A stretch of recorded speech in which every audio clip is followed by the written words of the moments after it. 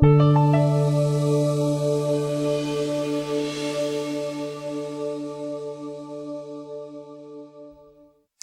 are CEOs so bad at social media?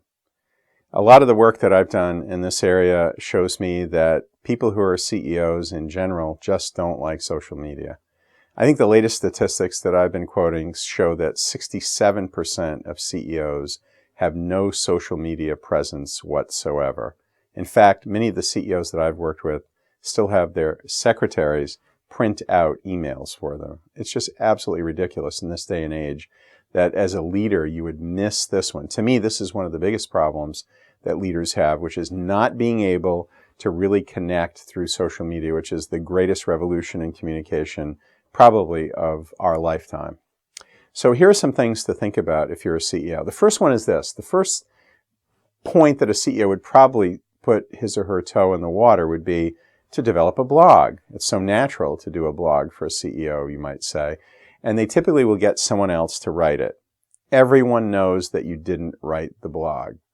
Within your company, for sure. And outside, it reads like a public relations statement rather than your voice if you don't have someone who really can capture your thinking correctly. This is a huge mistake. You're better off not doing anything if you're going to delegate this to your in-house communications person or to a public relations firm. If you decide to do a blog, you're going to put in a lot of time. Instead, Twitter would be a great way to put your toe in the water because you only need 140 characters.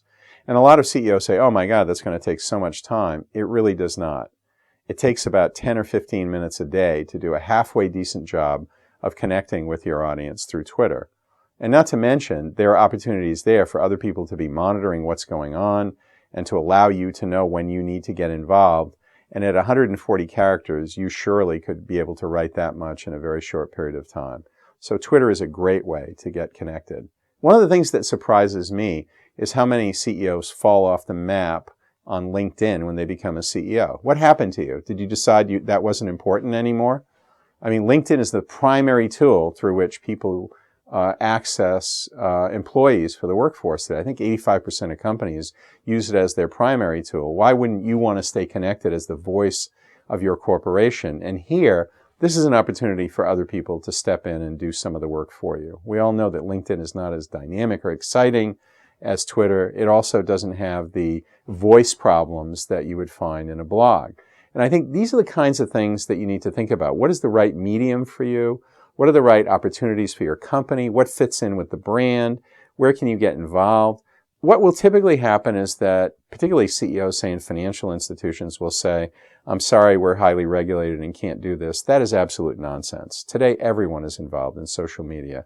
Whether you're a pharmaceutical firm, a financial institution, or a company that's in the consumer products business, there's no reason that as a CEO, you shouldn't be involved in social media, both for the people within your company and for the people outside of your company.